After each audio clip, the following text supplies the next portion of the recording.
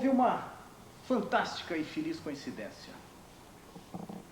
Estávamos dentro de um setor onde o grau de especialização na distribuição sempre foi bastante pequeno, onde a quantidade de técnicos também na área era bastante pequena. Entretanto, apesar disso, por um idealismo, por um entusiasmo, procuramos criar dentro da Associação Brasileira de Supermercado alguma coisa que preenchesse essa lacuna e nos desse condição de racionalizar a distribuição nas empresas de supermercado, objetivando com isso uma racionalização e, sem dúvida nenhuma, o objetivo final, que é uma redução do custo de mercadoria distribuída. Fizemos isso procurando transmitir a experiência que tivemos na empresa nossa, que é o Pão de Açúcar, que é a maior empresa de distribuição de alimentos do hemisfério sul. Entretanto, com uma dificuldade muito grande de prosseguirmos os nossos estudos pela falta de ressonância. Entretanto, essa feliz coincidência foi encontrar um técnico de altíssimo gabarito, de reconhecida capacidade e conhecimento na área, em um determinado momento, que é o engenheiro Vantini. A partir daí, desenvolvemos em conjunto as nossas ideias e as vimos coincidentes. E, em função disso, começamos uma divulgação na Associação Brasileira de Supermercado dessas ideias, procurando participar de seminários, procurando participar de congressos. E nisso foi florescendo a ideia e a necessidade de se criar alguma coisa mais consistente, alguma coisa que pudesse embasar essas ideias e dar uma dinâmica a todo um estudo que estava sendo feito em nível individual, mas que poderia tranquilamente ser transmitido, principalmente a nossa ideia inicial, às empresas de supermercado. Entretanto, a interface com a indústria se tornou patente, se tornou latente, e ela desembocou exatamente na criação de um grupo de estudos de logística de distribuição. E esse grupo, ele sentiu a princípio a necessidade de normalização do pallet como o instrumento de uma importância total e absoluta da cadeia de distribuição. Sentimos que, se não normalizássemos esse pallet no nosso relacionamento dessa cadeia de distribuição, nós simplesmente estaríamos parados na possibilidade de desenvolvimento de estudos que pudessem visar uma racionalização, que pudessem visar uma padronização, objetivo dessa racionalização. Em função disso, há 2 anos atrás, a Abras formalizou a criação de um grupo de pallets, e esse grupo passou a ser coordenado pelo engenheiro Vantini. E digo mais, eu acho que isso é importante que se frise no momento desse. Em nenhum momento se pensou em qualquer tipo de remuneração. Em nenhum momento se pensou em se ter algum benefício imediato ou benefício pessoal com esse trabalho que foi realizado. Tivemos uma sorte muito grande, e aí eu digo em nome da Abras, de conseguir aliar a nós, a esse trabalho, o engenheiro Vantini, que se jogou entusiasticamente dentro desse projeto, de uma maneira total, de uma maneira absoluta e de uma maneira totalmente despojada de qualquer tipo de interesse. Portanto, a partir do momento que foi criado esse grupo de trabalho, ele passou a trabalhar para Abras como um consultor, dirigindo esses trabalhos e sem qualquer tipo de remuneração. Portanto, esse trabalho ele visa, antes de tudo, uma seriedade muito grande, que é a abrangência dele no que diz respeito à distribuição de mercadoria no Brasil e a consequência desta racionalização em toda a economia nacional. E ele foi um trabalho que não foi um trabalho empírico. Ele foi um trabalho que, ao longo desses tempos, passou por diversas fases, e ainda em desenvolvimento em algumas fases. Primeira de levantamento de dados, depois a definição do que seria este pallet, o desempenho dele, e as outras análises que se procederão de agora em diante, que são as outras fases desse estudo, que são a especificação desse pallet, uma análise econômica e a efetiva implantação. Na primeira fase de levantamento de dados, nós procuramos, sem dúvida nenhuma, com a experiência dos participantes desse grupo, levantamentos profundos e estudos profundos de normas e pesquisas que não foram feitas de uma maneira inconsistente. Elas foram profundas e foram bem abrangentes. Aproveitamos viagens que fizemos ao exterior, exatamente para poder aprofundar essa pesquisa, para poder atualizar essa pesquisa. Procuramos o nosso mercado interno, para nos atualizarmos do que existe em termos de movimentação, do que existe em termos de padronização ou não de pallets. Nós procuramos o fabricante, nós pesquisamos o mercado de madeira e indo mais, inclusive, a conhecer extração. Nós fomos à floresta amazônica, conhecer como é que se faz a extração de madeira, de que maneira se comporta uma derrubada de matas, como é que se faz todo o circuito dessa madeira até o momento de fabricação desse pallet. Daí nós passamos a inúmeros desenhos. Eu diria que todas as formatações de pallets possíveis e imaginárias que se pudesse passar na cabeça de alguém, esses pallets, eles foram desenhados, eles foram analisados. Se chegou à exclusão de pallets exatamente em função da inviabilidade de 1, 2 ou 3 ou 4 ou 5. Mas todos eles, não sei precisar a quantidade de tão grande não sei se o Vantini tem esse número, mas foi uma enormidade de desenhos que foram feitos de todos os tipos e características de pallets. Até que se escolhesse alguns, a partir daí, com a integração de um fabricante, ao qual eu agradeço profundamente, que nos fez, Pallets Canoso, nos fez uma oferta de nos entregar os pallets para todos os tipos de teste que nós quiséssemos, graciosamente. E começamos, então, esses testes. Fizemos em algumas empresas, a minha empresa, Pão de Açúcar, a GC Leather, a Nestlé, a Dom Vital, fizeram ensaios, fizeram a utilização desses pallets de uma maneira absolutamente prática, de uma maneira absolutamente objetiva, mas acompanhando todos os detalhes em todas as interfaces de movimentação desses pallets. Esses estudos foram acompanhados por intermédio do IPT, até que se chegasse àquilo que hoje seria um pallet adequado, e é o que nós estamos formulando hoje, depois de ensaiados 14 tipos de pallets. Ou seja, foram construídos 14 modelos de pallets.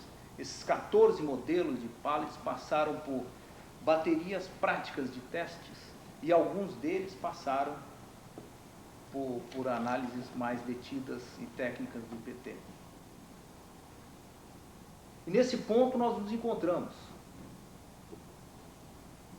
Logo em seguida da sequência desses estudos que vão ser desenvolvidos, eu gostaria de chamar então as empresas que participaram destes testes para que mostrassem como foram feitos esses testes. Portanto, eu vou dar sequência àquilo que nós vamos continuar fazendo, que é exatamente a definição da família de madeiras, a escolha dessas madeiras e os seus componentes, os componentes dos pallets. para estabelecer nesses protótipos ensaios específicos de laboratório para um dimensionamento estrutural final.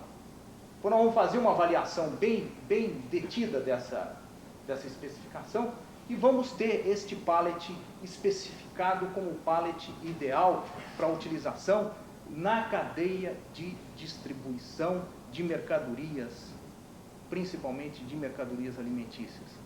E nisso eu gostaria de frisar bem, nós não estamos pretendendo criar qualquer tipo de normatização específica de pallet para o Brasil. Nós estamos procurando resolver um problema específico da cadeia de distribuição de mercadorias, na qual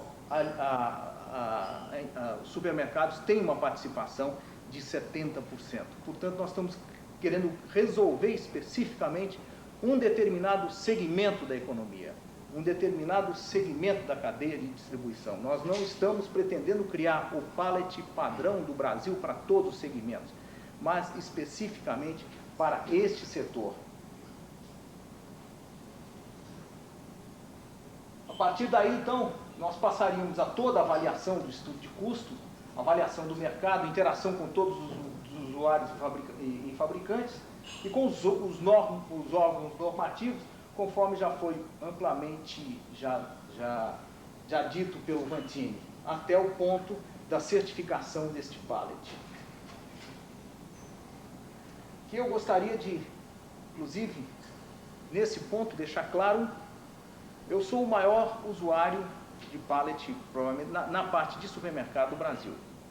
Esse aqui é o pallet que a empresa Supermercados Pão de Açúcar utiliza.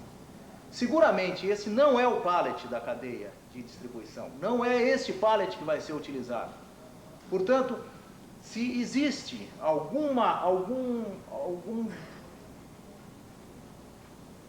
pensamento no sentido de que se beneficia A, B ou C ou D, esse fato eu acho que é definitivo. Nós estamos partindo para uma experiência? Não. Nós estamos partindo para uma definição de que nós vamos utilizar um pallet que não será o pallet que o Pão de Açúcar utiliza. Portanto, economicamente, a priori nós teríamos um problema muito sério, que seria a renovação de todo esse parque de pallet. Entretanto, analisando se também economicamente, nós vamos ter a substituição destes pallets por um pallet que vai integrar dentro da nossa cadeia de distribuição uma possibilidade de se fazer essa integração total com redução substancial de custo, com redução fantástica de custo. Portanto, nós estamos apostando nesse projeto, apesar de o nosso pallet estar condenado à extinção. Portanto, eu quero deixar muito claro esse ponto. Né? Quer dizer, então, esse estudo está sendo feito num nível de isenção tão grande que, seguramente, nenhum dos pallets hoje no mercado vai ser o pallet padrão desse pool de pallets que nós pretendemos criar. Portanto, eu gostaria agora de fazer com que cada um dos integrantes desse grupo que fizeram as experiências pudesse mostrar rapidamente tudo aquilo que foi realizado e de que maneira foram realizados esses ensaios. Eu pediria que viesse aqui, o Claudiceu do Pão de Açúcar seria o primeiro a fazer a apresentação. Boa tarde. A partir desse modelo, então, que está praticamente abandonado, e dentro já de uma evolução dos modelos que já haviam sido propostos, depois, como já foi dito, que se iniciou essas avaliações de desempenho, aí estão alguns dos primeiros modelos construídos.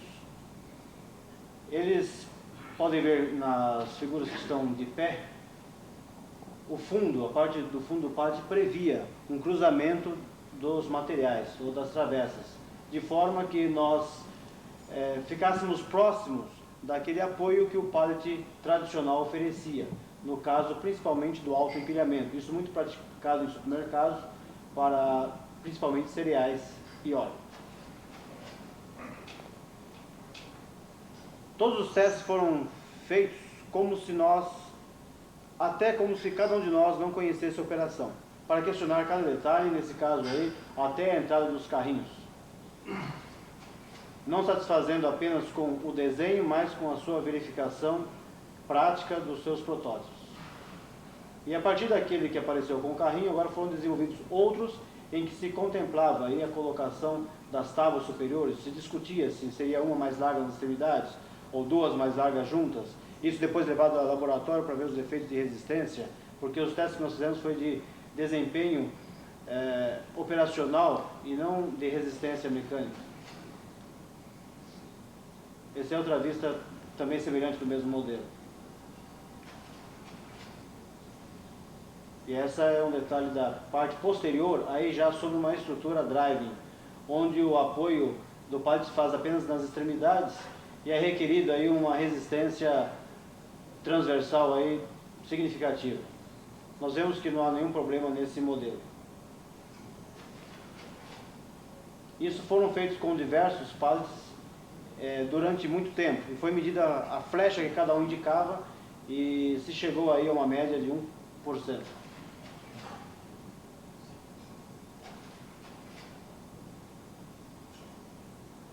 Esse é um detalhe do modelo que foi avaliado aí também. Com carga, com empilhamento paletizado, isso é diretamente o pallet sobre o produto. Nessa posição não havia logicamente nenhum problema. Aí está uma colocação na empilhadeira. Foi conceituado também por nós usuários que geralmente cada tipo de usuário, no nosso caso pão de açúcar, predomina-se o uso de drive, então o uso seria pelo lado maior. E há muitos que trabalham com porta-pallet que deverão usar o lado menor. Isso então será adequado ao tamanho das empilhadeiras. Outra coisa também que se pratica e é interessante em médias empresas e grandes empresas é a departamentalização de empilhadeiras. Já que a empilhadeira tem um componente muito importante que é a torre, então em função do local dentro do armazém que ela trabalha, se usa uma ou outra empilhadeira. Dessa forma também poderá ser usado um ou outro garfo para responder a essas peculiaridades de cada área. É um empilhamento comparado com o pallet antigo, que está muito escuro aí, não dá para se notar, mas também esse modelo que previa aquelas travessas era muito interessante para nós. Eu acho que para substituir o que nós temos, esse modelo seria o mais pacífico de todos. Mas só que aí vem a figura moderna do transelevador, que nos dá uma condição de futuro, e como nós não queremos fazer um pallet para hoje, foi questionada essa condição de funcionamento. Na base, para quem não conhece, está o trilho, e por onde esse equipamento se movimenta. Ele funciona como uma ponte rolante vertical, e o pallet é colocado de lado. E nessa colocação nas prateleiras, há o deslocamento telescópico dos garfos, o que exige, o que elimina a possibilidade de trabalhar com um pallet com as travessas pregadas embaixo. Então, baseado nisso e nesse futuro bastante firme, nós passamos a fazer teste com um pallet de 4 entradas, como os outros, só que teria apenas travessas no comprimento e não na largura. Aí estão os testes desses pallets. O anterior era em pinho, uma madeira mais mole, em pinos. Esse daí já é madeira dura. Esse também é madeira dura, com apenas algum detalhe de fabricação, por isso que a cor é diferente. E aqui o nosso crítico empilhamento paletizado, conforme é feito. Na última camada está um pallet comum, que é apenas para representar o peso, imprimir o peso que hoje é usado. E aí alguns detalhes que para nós não são tão interessantes quanto aquele pallet que ele atravessa, mas entendemos que tem que ser suportado e verificado até a condição de trabalho. Nesse caso nós temos um fardo mal colocado sob a extremidade de um pallet.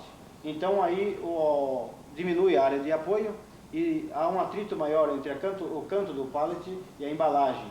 Isso não é recomendável. Então o pessoal, nesse caso, tem que ter um cuidado melhor na preparação dos pallets.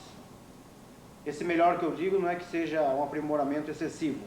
Dentro do seu padrão de trabalho tem que atentar para essa condição. Aí nós temos um detalhamento de uma madeira mais flexível, que ela é mais solicitada nesse apoio.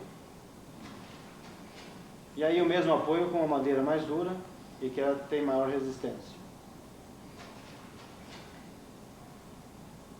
Entre esses dois blocos azuis, se fosse o pallet com a travessa ou o nosso pallet tradicional, nós teríamos mais um elemento de apoio, que seria a longarina ou aquela travessa.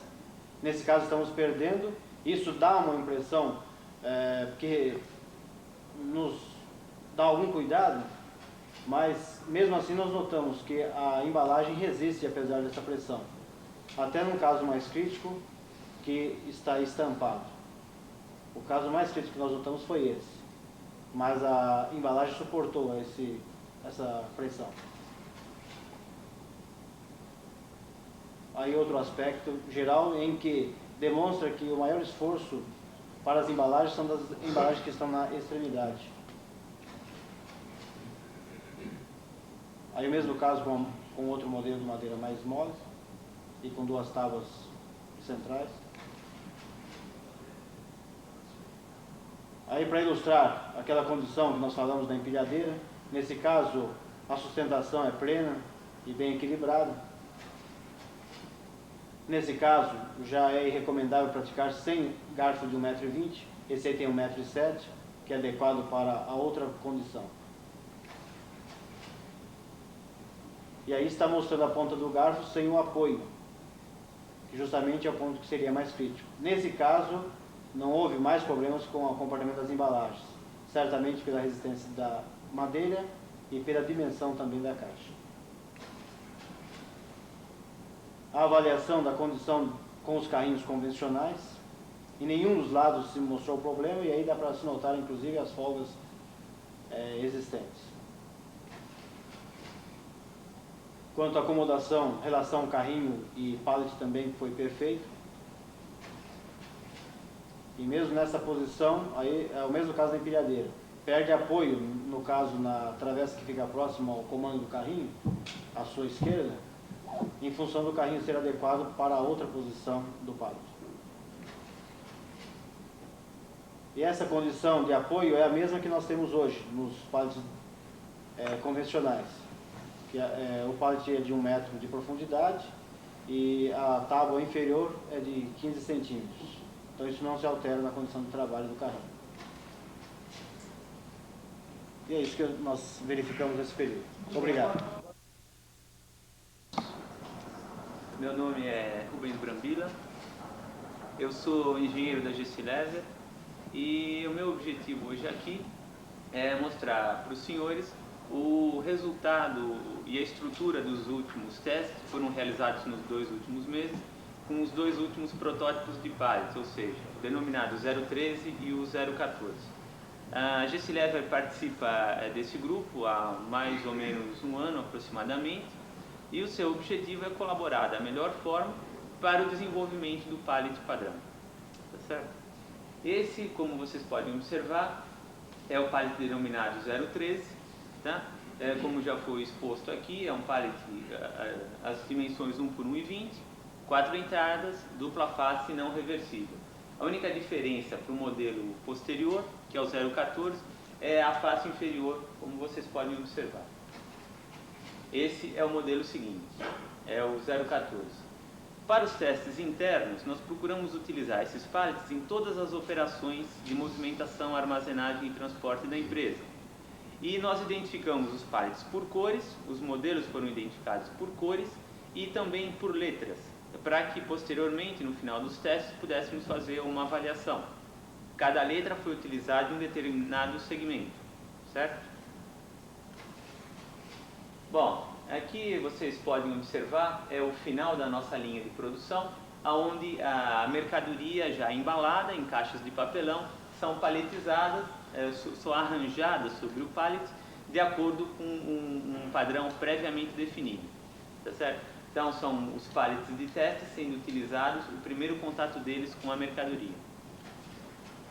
Novamente, os funcionários arranjando a carga sobre os pallets. Uma observação, conforme o Sr. Paulo Lima colocou no início da sua explanação, a Gessi-Lever também possui uma quantidade muito grande de pallets. Nós possuímos atualmente 130 mil pallets e o seu modelo é totalmente incompatível com o modelo que está sendo testado. O modelo de pallet que a Gestilever usa atualmente é muito semelhante ao modelo que foi apresentado pelo Pão de Açúcar, ao que o Pão de Açúcar usa hoje.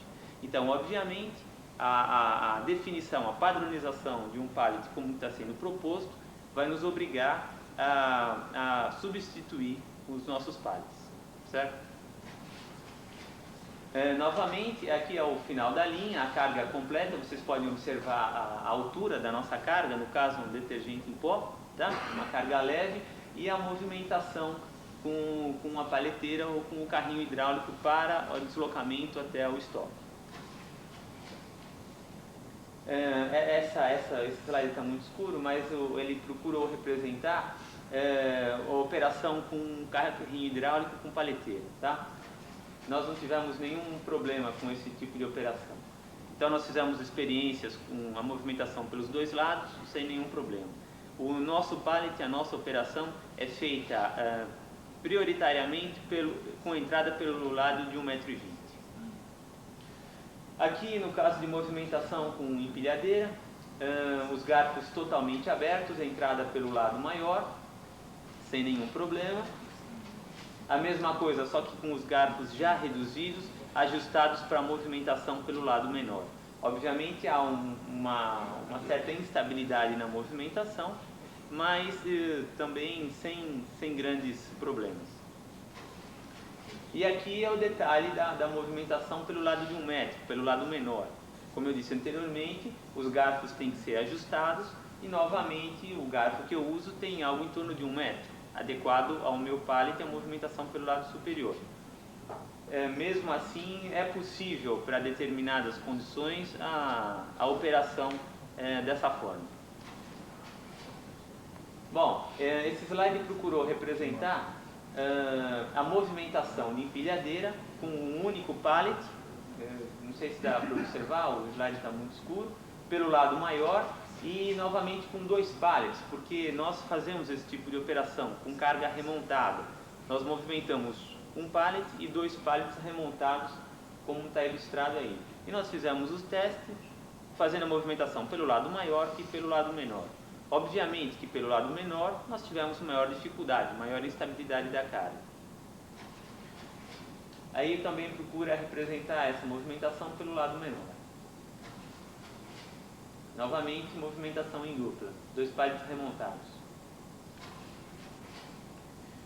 Bom, esse slide procurou representar o teste estático que nós fizemos na companhia com duração de 1 mês. Ou seja, nós utilizamos mais à direita o pallet da companhia, ao centro o pallet azul e à esquerda o pallet amarelo, para fazermos testes comparativos.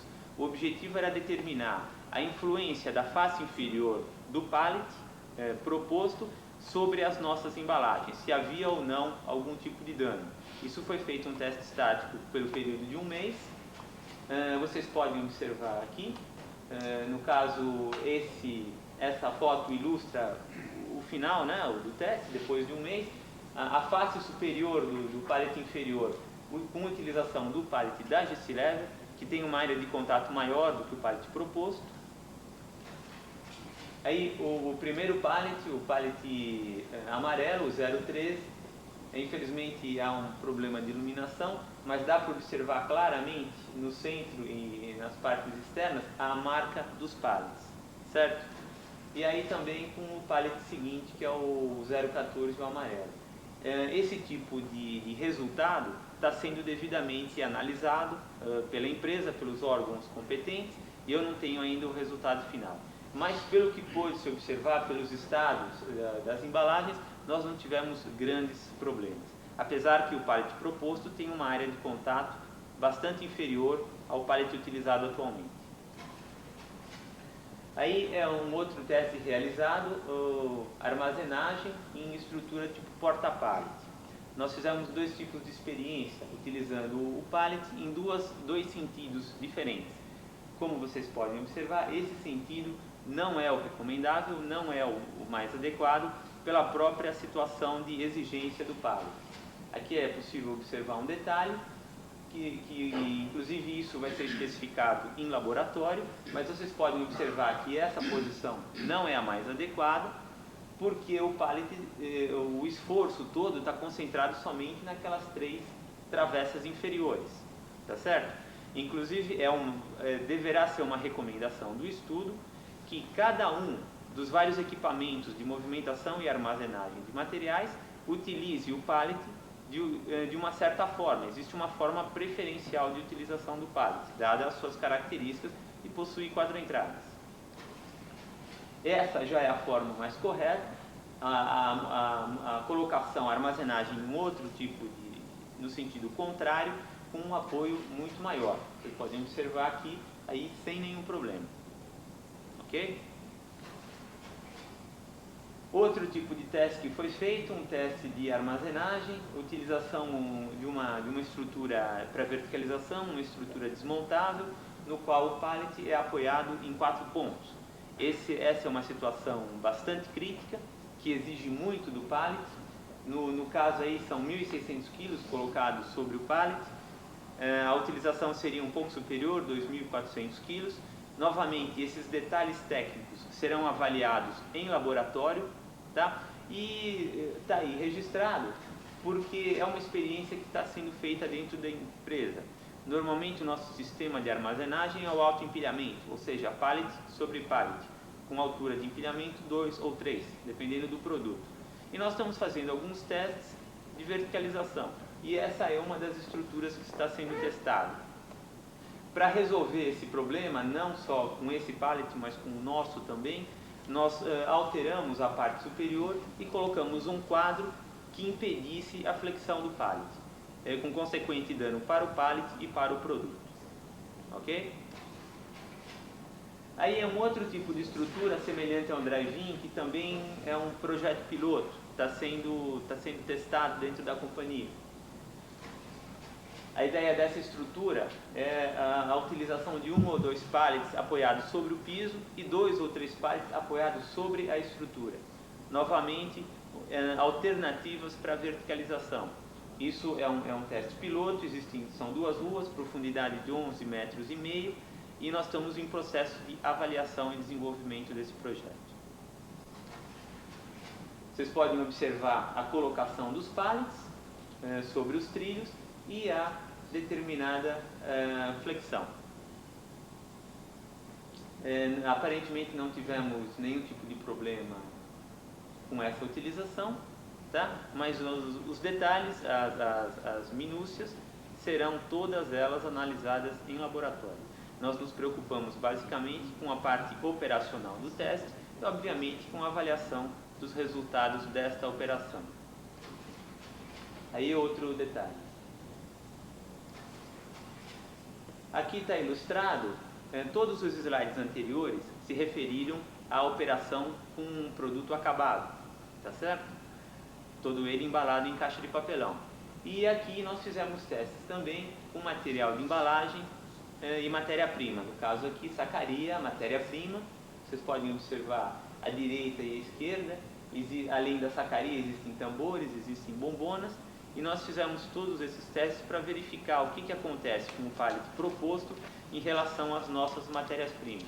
Então nós podemos observar sacos de papel, tá? 50 kg por saco, 1.000 kg por pallet, empilhamento 4. Quer dizer, o pallet inferior está sofrendo um esforço de 4.000 kg. Novamente, aí o empilhamento 5, são 5 toneladas sobre o pallet inferior. Aí já um outro tipo de produto, um outro tipo de sacaria, basicamente sacos de rafia. Uma outra matéria-prima, certo? Essas matérias-primas são recebidas normalmente a granel e são paletizadas na empresa. E são armazenadas e movimentadas dessa forma. Aí é um outro tipo de matéria-prima, tá?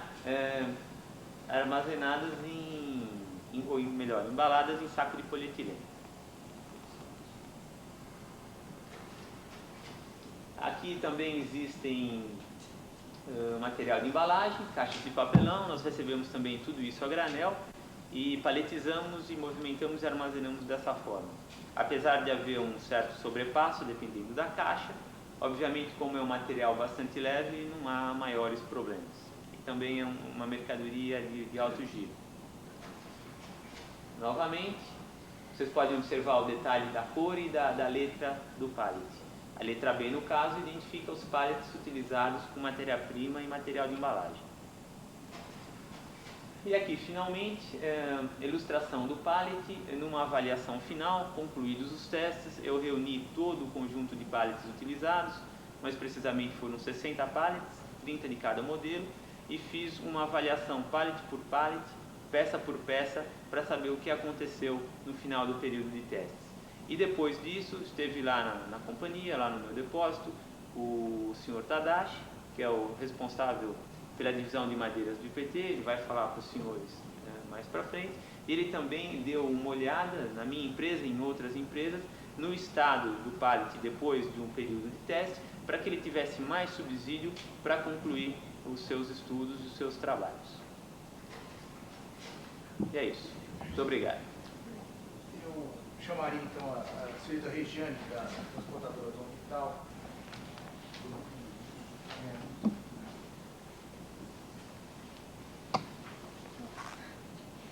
Meu nome é Regiane, eu sou engenheira, trabalho no departamento operacional da Ultra Rápido Dom Vital e estamos aqui a convite da NTC, onde então efetuamos nessa parte do protótipo 014, com o uso também da Abras, o teste dinâmico. Nós trabalhamos especificamente com movimentação interna e movimentação e colocação dentro dos veículos e uma transferência que foi feita a São Paulo, Rio de Janeiro.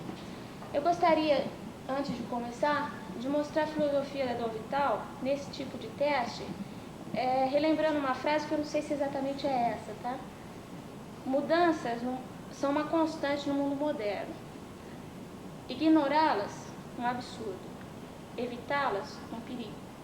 Então, em cima desse assunto, é que a gente tentou colaborar da melhor forma possível, muito embora a característica de transporte de carga nossa não seja exatamente a carga que vocês transportam. Nós trabalhamos com carga fracionada, de densidade bastante baixa, em torno de 300 kg-força por metro cúbico.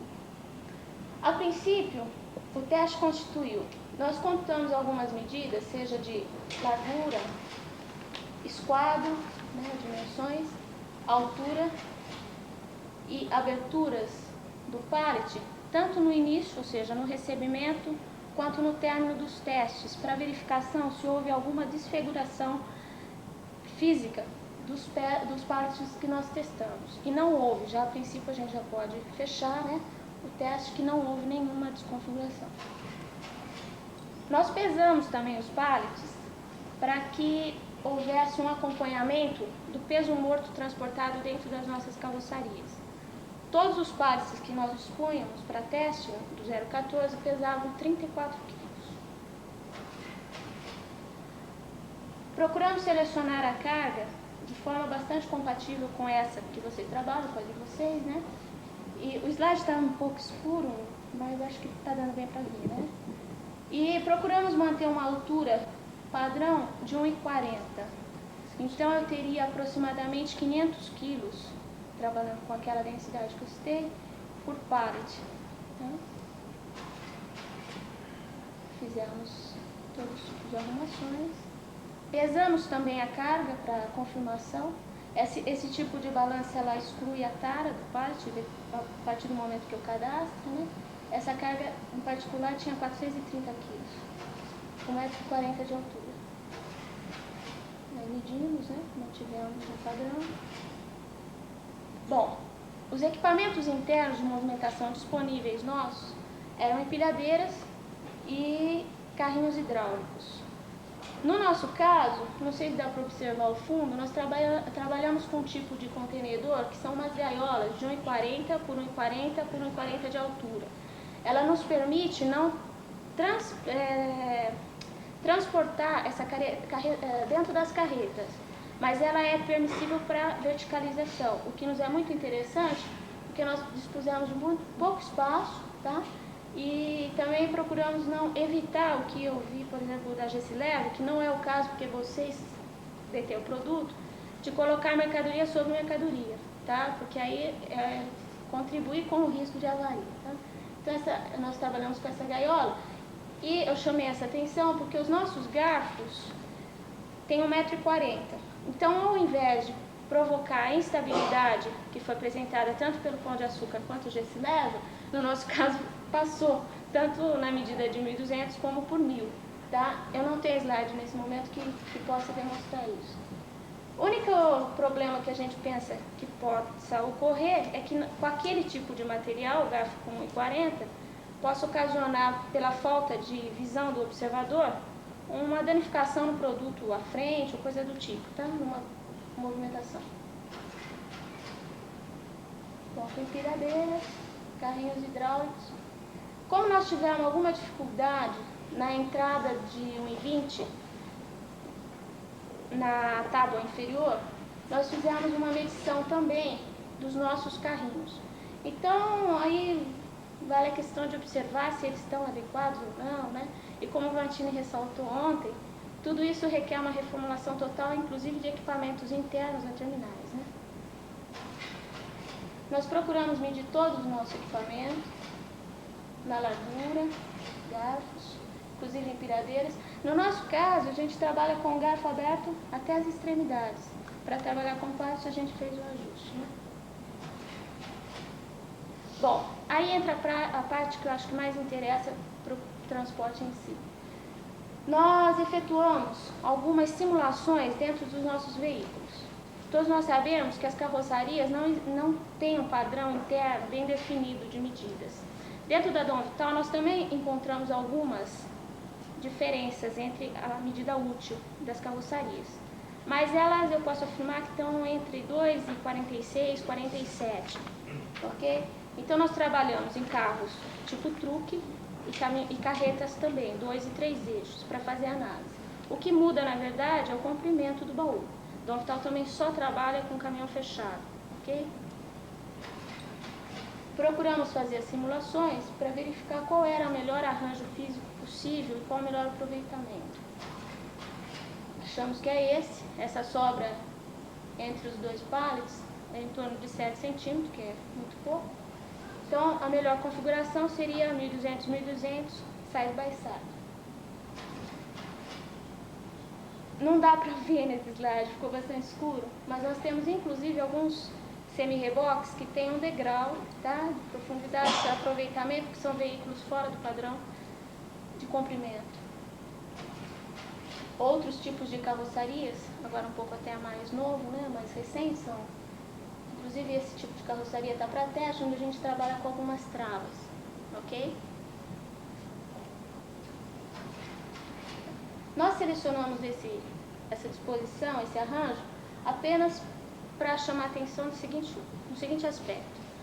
Nós entendemos que há necessidade de uma reformulação em dois sentidos, a partir de então, desse trabalho de unitização, seja 1.200 por 1.000 ou, né, aquele que for melhor, para cada cadeia de distribuição, no caso de vocês esse, né?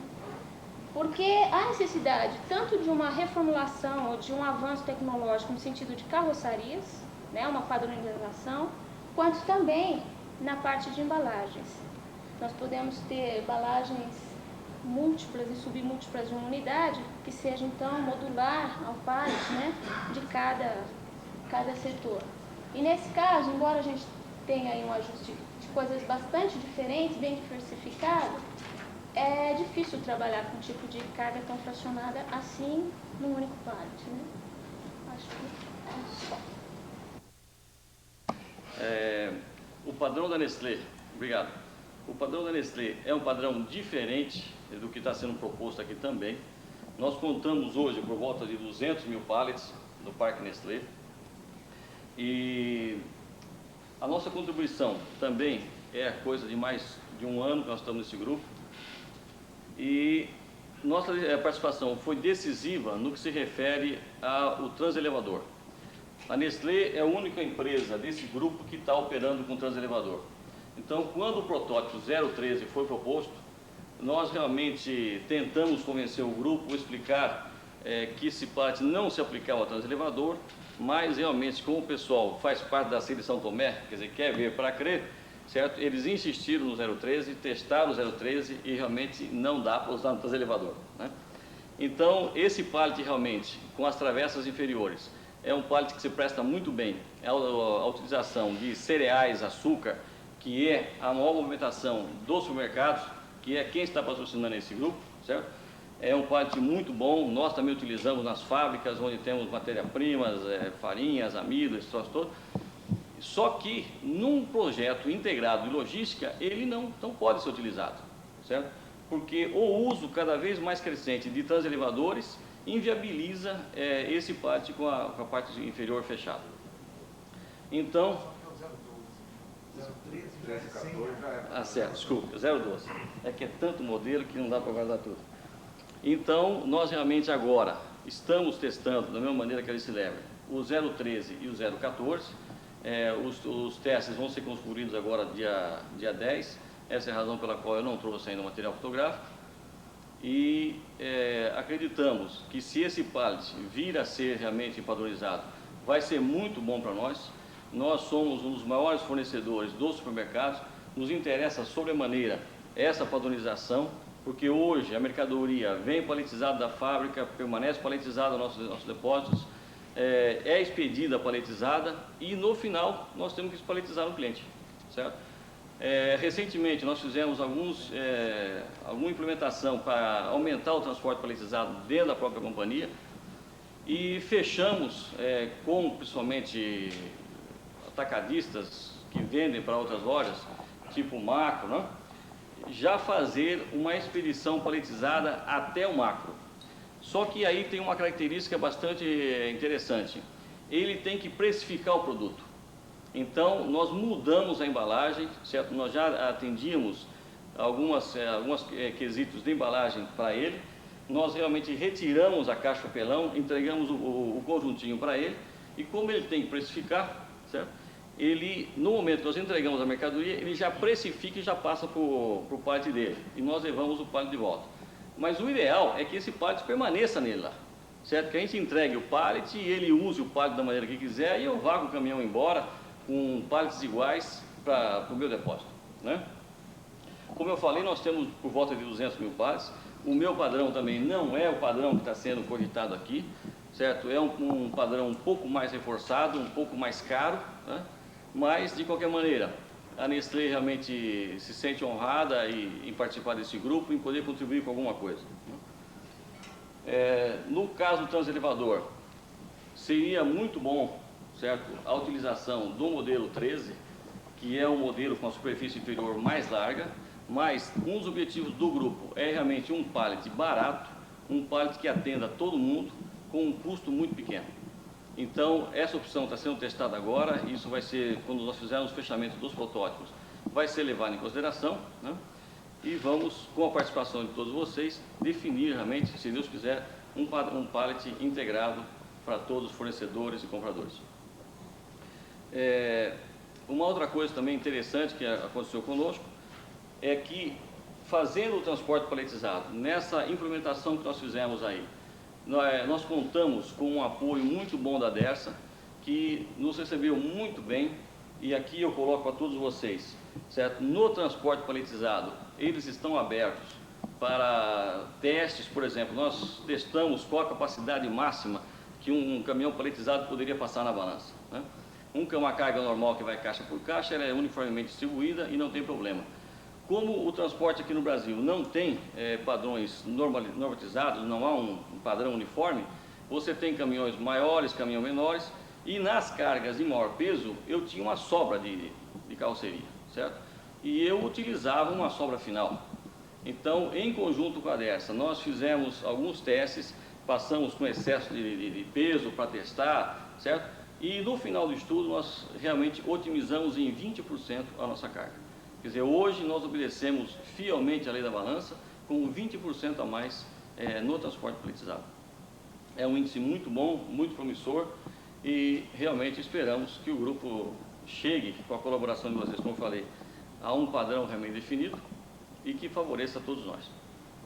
Basicamente é isso. Muito obrigado. Bom, meu nome é Luiz Tadashi, eu trabalho no IPT, na divisão de madeiras, mais na área de tecnologia da madeira. Tudo que se refere ao produto derivado da madeira, né? Nós procuramos principalmente desenvolver projetos, dar assistência técnica às indústrias Quer dizer, enfim, pallet, né, de madeira, para mim seria um assunto um pouco mais específico, né, de estudar pallet de madeira. E esse assunto, dentro da divisão de madeiras, nós começamos a estudar há uns 15 anos atrás, né, desde que nós tivemos um convênio com a Universidade de Virgínia, dos Estados Unidos, dentro desse programa maior, né, de tecnologia da madeira, teve o assunto pallet de madeira. Daí coincidiu, logicamente, com a época em que no Brasil começou-se, né, esse assunto palletização. E dentro do programa desse projeto que nós estamos apresentando hoje, eu fui convidado a participar mais no sentido de dar um apoio técnico, mais no sentido de detalhes construtivos. Principalmente quando a gente se fala se pallet é caro ou barato, né, a gente tem que ver o uso-benefício. Né? Se a gente paga 50% mais no pallet, mas se durar dobro, afinal de contas esse pallet está saindo mais barato. Então daí nós temos, né, quer dizer, a tradição do IPT, nós temos 90 anos, e a divisão de madeira praticamente é 5 anos mais novo só, né? Quer dizer, praticamente se iniciou junto com o IPT, dentro do Laboratório de Resistência dos Materiais, e daí, desde então, né, até hoje, nós já temos estudado cerca de 600 madeiras assim, mais conhecidas no mercado, e vice-versa. Quer dizer, nós estudamos também algumas madeiras que já era consagrada no mercado, e também nós estudamos madeiras também pouco conhecidas, e nós acabamos assim até ajudando para introduzir no mercado. E uma coisa que é interessante, muitas vezes a maioria das perguntas que o pessoal faz, né, uma das perguntas mais comuns é se uma determinada madeira é boa ou não, né? Então a gente deixa bem claro aqui que a princípio toda madeira é boa, né? Desde que seja usada de maneira correta, né? Na sua devida finalidade. E dentro do pallet, logicamente, eu vou contribuir mais no sentido de procurar selecionar a madeira para uso em pallet. E nós consideramos pallet como um uso secundário, como um aproveitamento. E o que a gente vê muito aqui, ainda hoje, é usar madeiras que nós consideramos madeiras de lei ou madeiras nobres, né, como jatobá ou ipê, que são madeiras destinadas para usos de estruturas mais assim, pesadas, né, para estruturas permanentes, ou principalmente dormentes, tá? Algo que nós consideramos de uso mais nobre. E dentro do pallet também, se a gente conseguir selecionar algumas madeiras consideradas adequadas, dentro desse grupo também nós poderemos otimizar mais ainda, sabendo do funcionamento do pallet, qual é a função do pallet, né? Então, se analisar do ponto de vista estrutural, nós verificamos que as primeiras tábuas que entram em contato com o garfo é a madeira que tem que resistir mais, que vocês vão ter menos problema de manutenção, né? Eu tive então essa oportunidade de visitar o depósito da GC Lever no final dos testes que o Brambila acabou de mostrar, e uma coisa que eu verifiquei que alguns pallets com o ano de 1975 por aí, né, um pallet que praticamente a estrutura principal está lá, mas a maioria, sei lá, 80% dos pallets que já entrou na sessão de manutenção, houve a troca daquelas primeiras tábuas que estavam em contato. E se você analisar o pallet fabricado, fizer assim um controle visual, a primeira coisa que a gente nota que algumas peças mais vitais do pallet estão escondidas, tá? Fica embaixo das outras das partes visíveis. Então o pessoal coloca até procurar esconder os defeitos, né? Para visualmente poder passar na inspeção. Então, são coisas assim que, nesse tipo de ponto, que eu gostaria de contribuir, né, para o desenvolvimento desse projeto. A gente sabe também que a própria posição dos pregos, né, é muito importante, desde que a gente sabe que a madeira se comporta de uma madeira completamente diferente de um alumínio ou ferro, né? A gente sabe que nós falamos de um material anisotrópico, quer dizer, cada direção tem uma resistência. A gente tem que saber que tipo de esforço que o prego vai atuar durante a pregação. Foi agora mesmo, durante o café, a pessoa me perguntou por que os pregos estão posicionados nesse ponto ou no outro, né? Quer dizer, logo que a gente que lida com a madeira, a gente procura fugir durante a pregação próximo ao topo. Se está próximo ao topo, pelo menos eu vou procurar colocar no centro da peça, entendeu? Então, se eu faço uma triangulação, né, eu procuro o maior número de pregos longe do topo. Quer dizer, esse é um exemplo assim bastante simples, mas porque durante nos testes que nós realizamos no IPT, nós começamos a verificar que são os pequenos detalhes, né, que melhoram um pallet, né, partindo de um pallet que atenda todas as necessidades, né, para diferentes operações, diferentes equipamentos. Nós temos esses detalhes tecnológicos, né, na construção. E outro ponto que eu notei também, quando eu fiz a visita de inspeção nos pallets ensaiados, no caso da Nestlé, no caso da Gessi-Lever, o pessoal mexia com pallets que nós chamamos com longarina, 2 entradas. Logicamente, o operador de empilhadeira... Não, na Gessi-Lever, né? Desculpe. O pessoal da empilhadeira, eles não precisa tomar muito cuidado, vamos dizer assim, quando você vai introduzir o garfo, porque o próprio garfo, mesmo entrando torto, quer dizer, no sentido horizontal, praticamente se ajusta, entendeu? Então, uma das avalias mais assim significantes que eu verifiquei foi que o pessoal estava tão acostumado em lidar com aquele tipo de pallet, então quando apareceu esse novo modelo, que são blocos, então entrava torto e já pegava no bloco intermediário e já estava quebrado, né? Então, outro ponto que eu acho que é muito importante mais na parte de treinamento e de conscientização do uso do pallet, quer dizer, pallet vai fazer parte do equipamento, tá? Parte do equipamento de movimentação, e isso daí já está provado e comprovado, né, que eu uso seguindo certas regras, né, desde algumas adaptações no próprio equipamento para proteger os impactos, amortecer ou distribuir impacto. Esses tipos de cuidados vai melhorar muito, né, a durabilidade do pallet e principalmente em questão de mão de obra para a manutenção. Isso daí custa muito, eu verifiquei a quantidade de material, né, estocado só para manutenção, né? Então, nós sabemos aí da nossa riqueza florestal, mas por outro lado nós temos aí o problema ecológico, tem todo aquele movimento, né? Então, isso daí seria um ponto também a contribuir, quer dizer, quanto mais esse produto de madeira durar, você estaria também contribuindo para a preservação da floresta.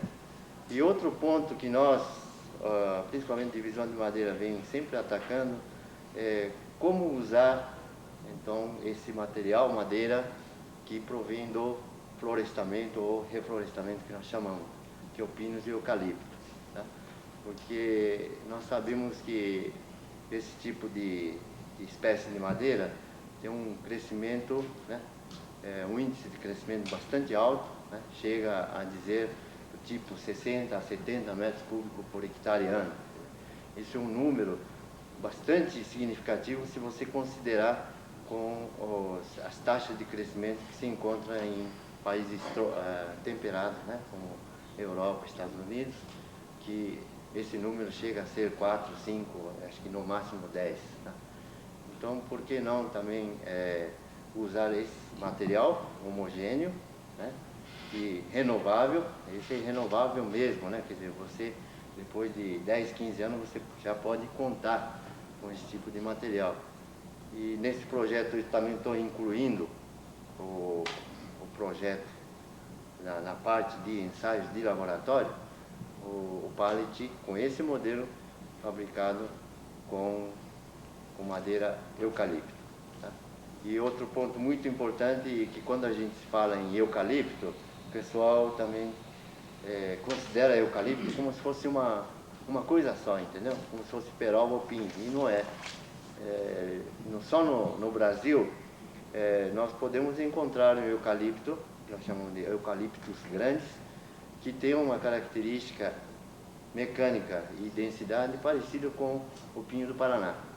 E na outra extremidade nós temos o eucalipto citriodora, que tem a densidade de aproximadamente 1 tonelada, né, por metro cúbico, e tem a resistência equivalente ao IP. Tá?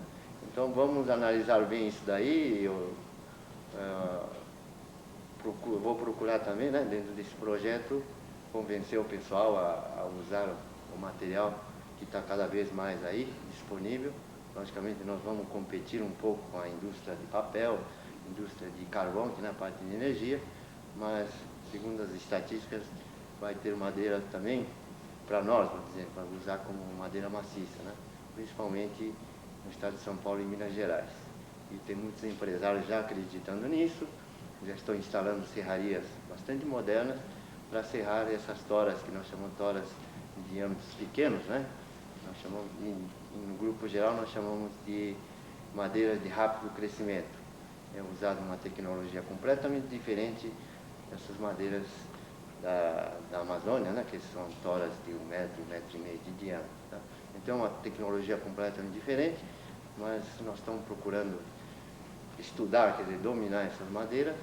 E um exemplo bastante assim válido é que, no caso do eucalipto, vocês sabem que o país de origem do eucalipto é a Austrália, e depois se deu muito bem na África do Sul, e nesses dois países praticamente só eucaliptos que eles têm como madeira dura, né? Então, e eles fazem de tudo lá com eucalipto, né? Desde móveis até na parte de construções. E nós estamos aí estudando essa parte de eucalipto e nós estamos conseguindo bons resultados, sabendo então nesse caso separar, né, as espécies de eucalipto e podendo não contar só com essas madeiras, mas nós estamos procurando madeiras que já tem aí plantadas, mas nós estamos procurando orientar o pessoal que estão plantando, para já que vão plantar, então vão plantar a espécie certa no lugar certo. Tá? Então cada espécie, logicamente, tem suas exigências das condições climáticas e de solo também.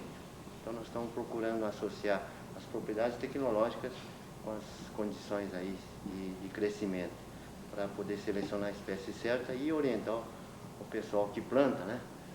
Para poder pelo menos plantar então uma espécie certa.